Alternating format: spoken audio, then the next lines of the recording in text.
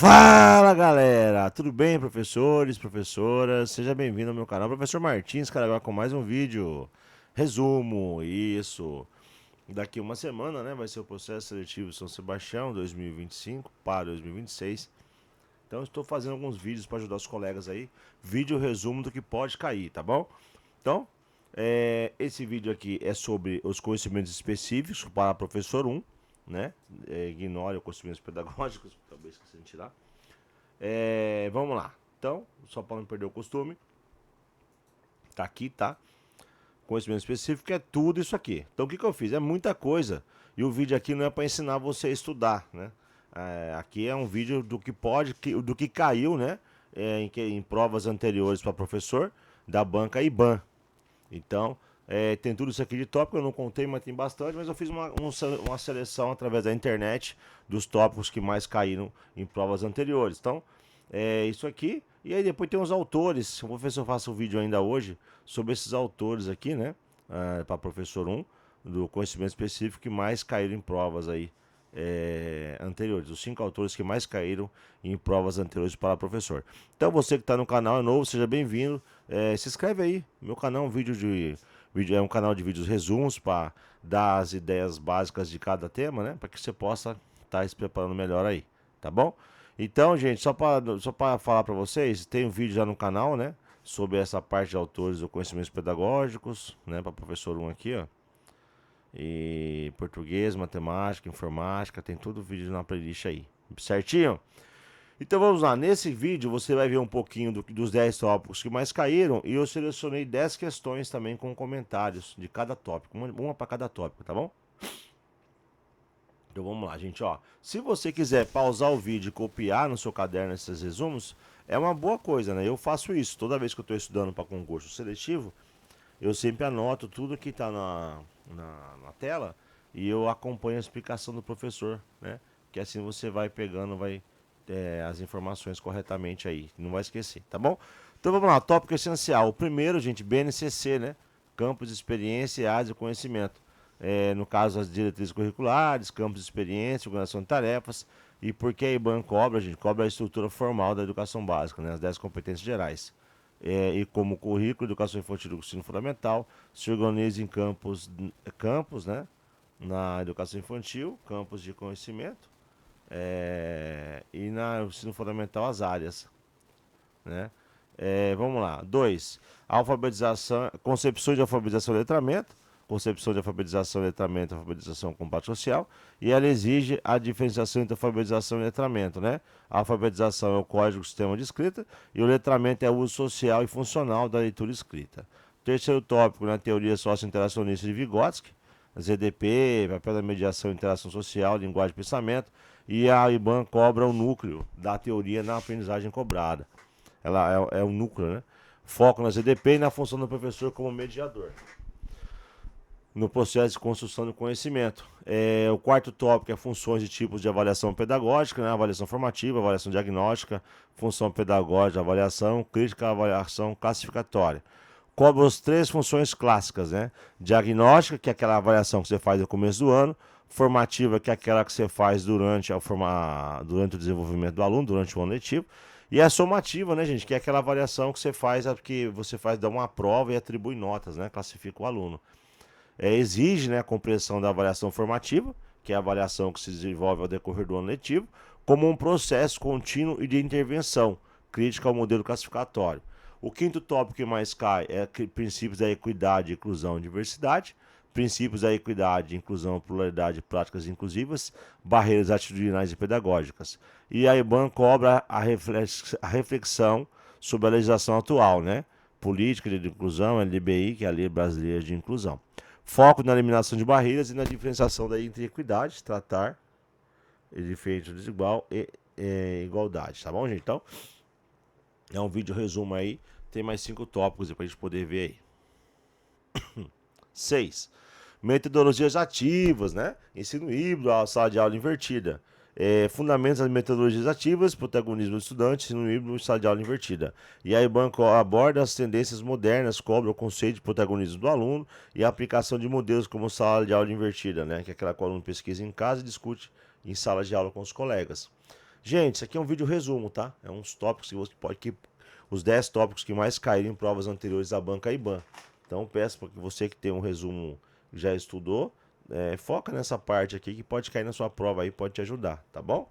Eu sei que é muita coisa para estudar, então a gente precisa estudar aquilo que mais cai, né? Pode ser que caia uma coisa que não tá aí nesses 10 tópicos? Pode. Mas historicamente a banca tem sempre meio que segue um modelo, né, de questões aí para que você possa estar sempre por dentro.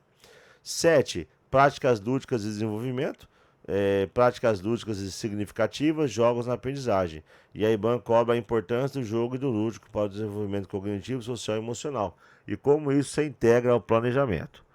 Ensino da matemática, contextualização e resolução de problemas. E a IBAN cobra o foco em uma didática da matemática que utiliza a resolução de problemas como ponto de partida e o ensino contextualizado para desenvolver o raciocínio. 9.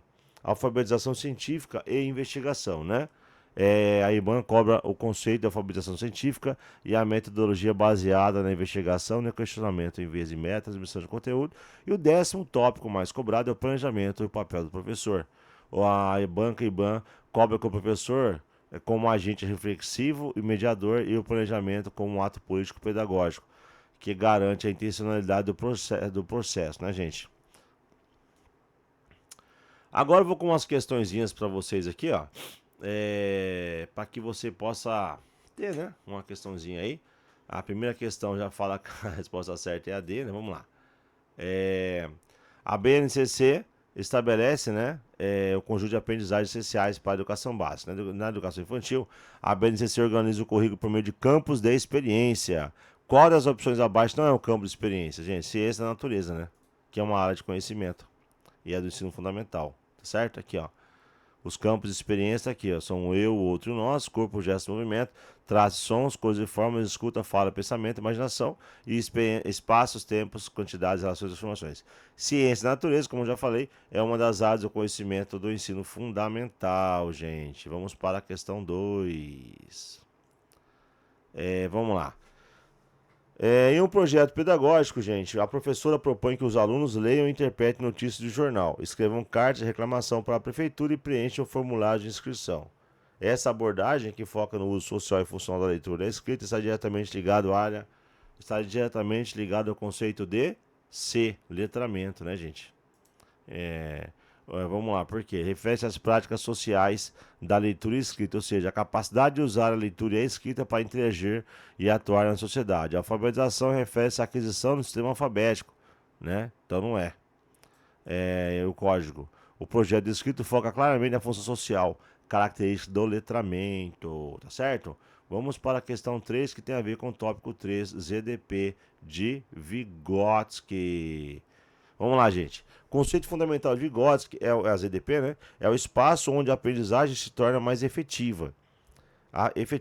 Para atuar nessa zona, o professor deve exercer o papel de mediação, que se caracteriza por transmitir o conteúdo de forma expositiva, né? Avaliar o aluno unicamente.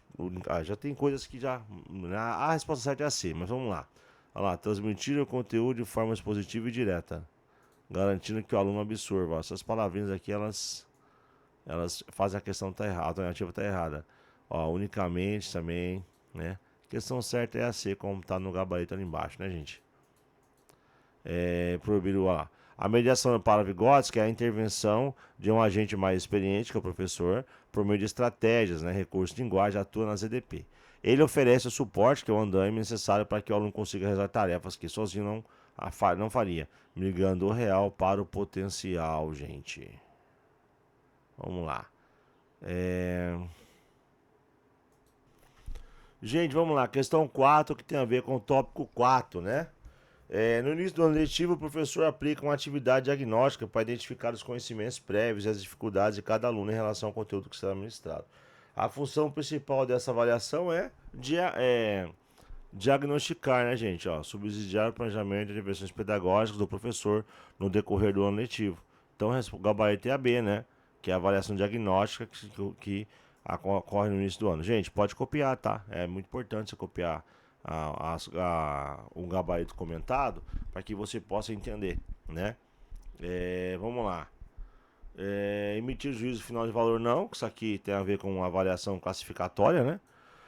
Nota conceito, criticar o desempenho do aluno e justificar uma possível reprovação? Não, quando fala de reprovação tem a ver com a avaliação classificatória, né? E certificar o desempenho do aluno compara com a média nacional. Também tem a ver com a avaliação externa, avaliação classificatória. Então só pode ser a B mesmo, tá bom?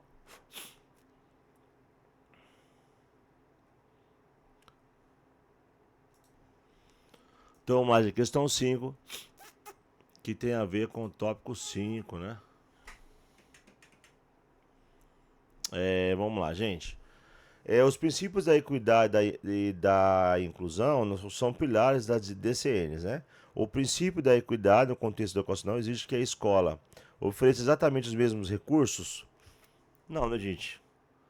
O gabarito aqui, gente, é a letra C. Então vamos lá. Equidade não é o mesmo que igualdade, óbvio, né? Vamos lá então, ó. A tá errada? Sim, porque tanto a A como a B, elas lá, trazem os alunos de forma igualitária, oferecem exatamente os mesmos recursos materiais. Gente, tanto a A como a B tá falando, deixa eu sublinhar aqui, descreve o conceito de igualdade formal, que é insuficiente, pois se limita a oferecer o mesmo para todos, ignorando que nem todos partem do mesmo ponto ou têm as mesmas necessidades. A igualdade nesse contexto pode perpetuar o que, gente? A desigualdade. A resposta é a C, né? Como está no gabarito. E a questão D, gente, exclui os currículos? Não, né? É uma prática que viola o princípio da pluralidade e o direito de um currículo contextualizado. A D aqui, ó. Tá certo? Vamos para a questão 6 aqui. Questão 6, né? O uso das metodologias ativas. Gente, a questão 6, o uso das metodologias ativas. Vamos lá. O uso das metodologias ativas visa garantir o protagonismo do estudante no processo de aprendizagem. Nesse sentido, a sala de aula invertida, né, que é a abordagem ativa, e a aula expositiva tradicional, a abordagem passiva, que é onde o aluno só recebe, diferenciam-se profundamente na redução total da carga horária semanal? Não, né, gente? Não há necessariamente redução na carga horária, mas sim uma reorganização de tempo de estudo. Então, A não é. B, aqui. Utilização das tecnologias digitais? Não. Embora a sala de aula invertida dependa de tecnologia para o consumo do conteúdo pré-aula, o que fundamentalmente a diferencia da aula tradicional não é o uso de recursos, mas a reorganização do fluxo de trabalho e o foco do protagonismo do aluno. Então não é também, está errada. Letra C é a correta, gente.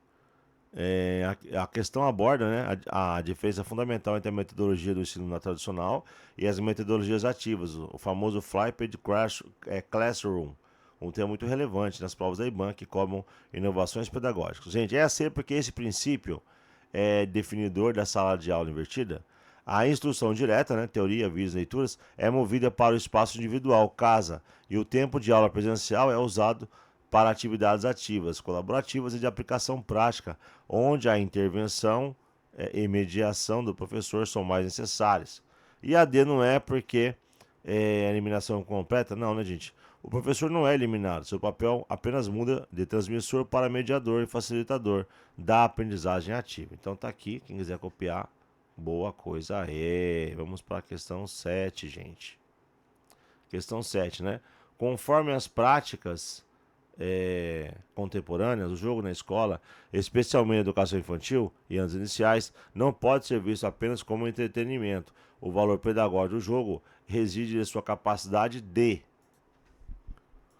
Gente, acelerar o ensino dos conteúdos conceituais, substituindo a necessidade de mediação do professor? Não, né, gente? É incorreto. O jogo não substitui a mediação, ao contrário. Ele fornece o contexto que a mediação do professor pode ser mais significativa. Então não é a A, né? A A tá errada. É a alternativa B. Desenvolver rigidez e a obediência às regras, preparando o aluno para o ensino altamente formal? Também está errada, gente. Por que a B está errada? O jogo ajuda a construir regras, mas de forma ativa e negociada. E não com o objetivo de desenvolver a rigidez ou preparar para o ensino. Um absurdo, né? Letra C. Contribuir simultaneamente para o desenvolvimento cognitivo, social e afetivo, permitindo à criança vivenciar papéis, solucionar problemas e construir regras? Perfeitamente, gente. Nossa alternativa é C de casa, né? Eu brinco com os meus alunos, a C de cavalo, C de cereja. Então a alternativa certa é a C, tá aqui o gabarito, quem quiser copiar é muito importante, a Fundação Pedagógica do Lúdico, é o desenvolvimento integral. O jogo é a principal forma de expressão e aprendizagem da criança, promovendo a capacidade de solucionar problemas cognitivos, interagir, negociar social e expressar emoções afetivas, sendo, portanto, uma prática altamente significativa, gente. E não é a D, porque o jogo é um potente instrumento de interação social e promove o desenvolvimento em diversas áreas, não se limitando ao aspecto motor. Então vamos para a alternativa 8, né? Olha lá. Ensino da matemática. Gente, cada tópico aqui tem a ver com o tópico que eu expliquei anteriormente, tá bom? No ensino da matemática, a metodologia baseada na resolução de problemas é defendida pelas DCNs. A principal função do problema nessa abordagem é etapa final do processo, aplicada apenas após o professor ter ensinado o conteúdo conceitual e fórmula. Ah, gente, ó, não. A A, ela está errada. Por que está errada, gente? Porque representa a visão tradicional do ensino da matemática, onde o problema é apenas uma aplicação ou teste de forma memorizada, sendo a última etapa do processo. Então a e a D praticamente é a mesma coisa, né? A está errada e a D também está errada, porque é a mesma situação. A C está errada, gente, porque a resolução de problemas deve ter relação com o contexto real do aluno e não é a única forma de avaliação, embora seja essencialmente formativa e não apenas somativa. Então, a nossa alternativa aqui, gente, é a letra B de bola, né? Vamos para a questão 9. Aqui, ó, quem quiser copiar, boa coisa é. Vamos para a questão 9. Gente, deixa eu só dar um momento aqui. A perspectiva da alfabetização científica no ensino de ciências busca desenvolver no aluno a capacidade de compreender e questionar o mundo. O papel do professor nessa perspectiva é principalmente o que, gente? Transmitir informações factuais e nomes científicos para que o aluno memorize e reproduza em provas? Não. Então vamos lá, gente. Ó, a questão 9, a alternativa certa é a B, tá? Tá aqui o gabarito.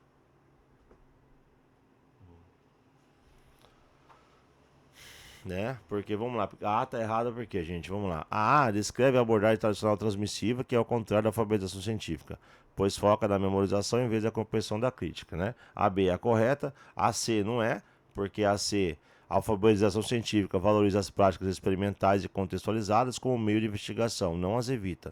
E a D não é, porque reduz o ensino de ciências, né, e apenas uma de suas dimensões.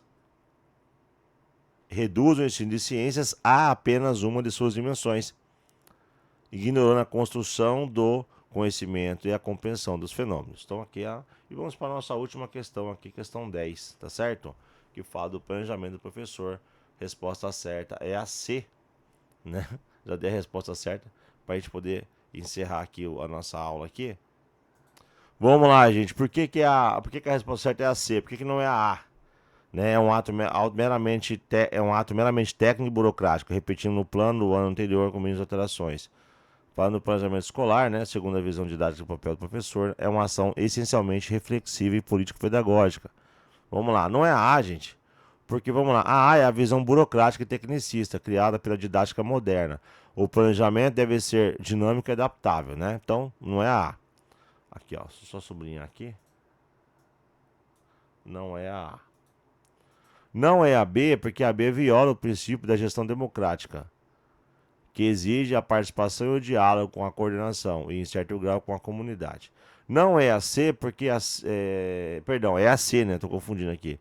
O planejamento é um ato político porque define a intencionalidade do processo educativo, né? o que se quer formar, e reflexivo, porque exige que o professor avalie sua prática e as necessidades dos alunos, o contexto, para selecionar a melhor forma de atingir seus objetivos e os meios. Não é burocrático, mas sim guia a ação pedagógica. E não é a D, porque o registro de faltas e notas faz parte da burocracia escolar, né? Registro de classe diário. mas não define a essência do planejamento didático pedagógico. Gente, Deus abençoe vocês, tá? Boa sorte na aula, na aula, na prova do dia 19 de outubro. Você que está acompanhando os vídeos aí, espero que esse vídeo resumo possa te dar uma luz, mostrar o que você precisa dar uma resumida, né?